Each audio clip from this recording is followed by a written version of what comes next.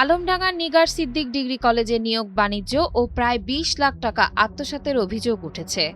অভিযোগের তীর কলেজের অধ্যক্ষ আবু নাসির ও গভর্নিং বডির সভাপতি ইউসুফ হাসানের বিরুদ্ধে।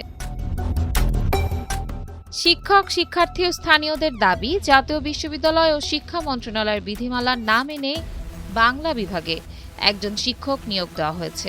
হাজিরা খাতায় উপস্থিতির তথ্য না থাকলেও তার নামে বেতন চালুর অভিযোগ রয়েছে। আমাদের বর্তমানে কলেজে অনিয়ম আছে, যেগুলা একটা টিচার নিয়োগের একটা ব্যাপারে, যে অর্থনীতি বাংলা বিভাগের টিচার নিয়োগ দিয়েছে স্যার, কিন্তু সেটা ব্যান্ড বেসে তার কোনো নাম নাই এবং এনটিআরসির মাধ্যমে সে নিয়োগপ্রাপ্ত না, অথচ তার স্যালারির সাথে তার নাম চলে আসছে। প্রতি সপ্তাহে সর্বোচ্চবার বিকাশ পেমেন্টে 50 জন হবেন পেমেন্ট চ্যাম্পিয়ন। জিতে নিন টিভি সহ আকর্ষণীয় সব প্রাইজ। সবচেয়ে পুরাতন ম্যাডাম 2003 সাল থেকে আমাদের হচ্ছে নিয়োগ। সেই অবধি আজ পর্যন্ত তিনাকে আমরা চিনি না, কোনোদিন দেখিনি এবং এই নামের সাথে কোনো পরিচিত নয়। এমপিওভুক্ত হতে হলে পারে সাধারণত সকল শিক্ষকদের একটা শিক্ষক প্যাটার্নে সই করা লাগে। সেখানে আমাদের এই শিক্ষক প্যাটার্নের সই আমরা কেউই করিনি, কোনো স্যারই এটা করে নাই। তো আমরা এটা বলতে পারছি না যে আসলে এটা কিভাবে নিয়োগটা হয়েছে।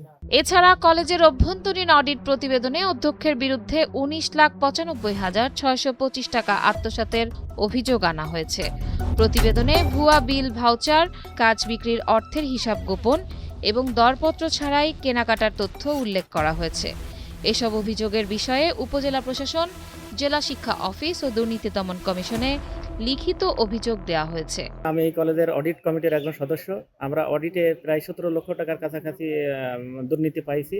এই দুর্নীতির আমরা রিপোর্ট দেওয়ার পরে প্রায় 1.5 মাস থেকে উনি ঘোরাচ্ছে, এর কোনো সদুত্তর দিচ্ছে না বা আমাদের শরণাপন্ন হচ্ছে না। উনি এককভাবে বিভিন্ন জায়গায় আর সমাধান করার চেষ্টা করছে। আমার এই কলেজে ছাত্রছাত্রী ছিল 1,500 টাকা সেশন চার্জ ছিল, 80 টাকা বেতন ছিল, মাসিক বেতন ভর্তির সময় 1700 বা 2200 টাকা।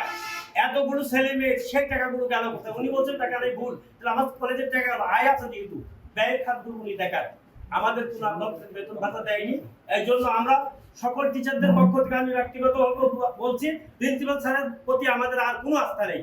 তিনি এতকাল যা বলছেন সব মিথ্যা কথা বলেছেন। তিনি আমাদের আশ্বাস দিয়ে বারবার তিনি মিথ্যা কথা বলেছেন, একটি প্রতিশ্রুতি তিনি রাখেননি। এই টাকা পয়সা তিনিই ব্যক্তিগতভাবে ইতিপূর্বেও বলেছেন কমিটির লোক খেয়েছে, কমিটির লোক কেউ খায়নি। তিনি এক লাইফ নিজে বিল ভাবসা তৈরি করে তিনি টাকা আত্মসাৎ করেছেন। প্রতি সপ্তাহে সর্বোচ্চবার বিকাশ পেমেন্টে 50 জন হবেন পেমেন্ট চ্যাম্পিয়ন। জিতে নিন টিভি সহ আকর্ষণীয় সব প্রাইজ। তার যে দুর্নীতি প্রমাণিত হয়েছে, 20 লক্ষ টাকা দুর্নীতি প্রমাণিত হয়েছে, এই প্রমাণের ভিত্তিতে তাকে সাময়িকভাবে বহিষ্কার করে অধিকতর তদন্তের স্বার্থে 18 সাল থেকে 26 সাল পর্যন্ত ডকুমেন্টস গুলো অফিসে জমা দেওয়া হয়েছে।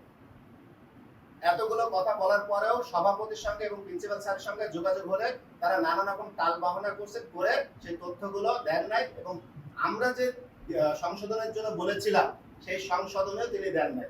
যার কারণে তিনি এখন যে বলছেন যে তথ্যটা ভুল আছে, ভুল থাকলে তো তিনি এই 11 বা 10 কার্য দিবসের মধ্যে সংশোধনী দেওয়ার কথা। যেহেতু সংশোধনী দেন নাই, তার মানে এই 20 লক্ষ টাকা প্রিন্সিপাল স্যার বিভিন্ন ব্যাংক এবং এনজিও থেকে যে লোন করেছিলেন সেই লোন পরিশোধ করার ক্ষেত্রে ব্যবহার করেছেন। তবে অধ্যক্ষ আবু নাসির অভিযোগ অস্বীকার করে বলেন, সব কার্যক্রম নিয়ম মেনেই করা হয়েছে, একটি মহল ষড়যন্ত্র করছে। অন্যদিকে গভর্নিং বডির সভাপতির বক্তব্য পাওয়া যায়নি। স্যার, যে শিক্ষককে যে নিয়োগ দিচ্ছেন সে তো 15 সালের পর থেকে আপনি যেটা বলছেন যে হচ্ছে তার বেতন ভাতা আমি যাতে খরচ দিতে পারি না বিধায় তাকে আসতে নিষেধ করেছে। তার একদিনও কি হাজিরা নেই? হাজিরা আছে, হাজিরা না, এটা হলো ডিগ্রির হাজিরা খাতা আলাদা। দেখান আমাদের একটু। এখন আমি দেখাতে পারবো না, সরি। এটা কেন দেখাবেন? আমি আমার যখন ডিপার্টমেন্টাল তদন্ত হবে তখন দেখাতে হবে। শিক্ষক দীর্ঘ সময় অনুপস্থিত থেকে কি সে আসলে এই নিয়োগে বৈধতা থাকতে পারে? এখন বৈধতা থাকতে পারে কিনা সেটা হলো আলাদা কথা। সেটা যদি কর্তৃপক্ষ যদি মনে করে, এখন এটা তো মানবিক কারণ একটা। আমরা এটা হয়তো আপনারা বলবেন যে মানবিক কারণ, কিসের মানবিক কারণ? আমার ডিগ্রির, আমার এই কলেজের ডিগ্রি টিকিয়ে রাখার জন্য আমরা অনেক কিছু করি। তবে হ্যাঁ, ডিগ্রির বাইরে গিয়ে, নিয়মের বাইরে গিয়ে যদি হয় তাও করতে। চুয়াডাঙ্গার মাধ্যমিক ও উচ্চ মাধ্যমিক শিক্ষা কর্মকর্তা জিয়াউর রহমান জানিয়েছেন, অভিযোগের সত্যতা মিললে তদন্ত করে আইনানুগ ব্যবস্থা নেওয়া হবে। ডিগ্রি কলেজের শিক্ষক নিয়োগ এবং অন্যান্য আর্থিক অনিয়ম সম্পর্কে কিছু কথা শুনেছি।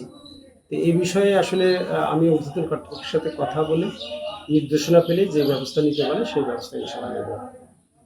ইউনো স্যার এই বিষয়ে আমাদের ইউনো মহোদয় এই বিষয়ে খোঁজ নেওয়ার জন্য আমাকে বলছেন, আমি সেই বিষয়ে খোঁজ নেওয়ার চেষ্টা করছি।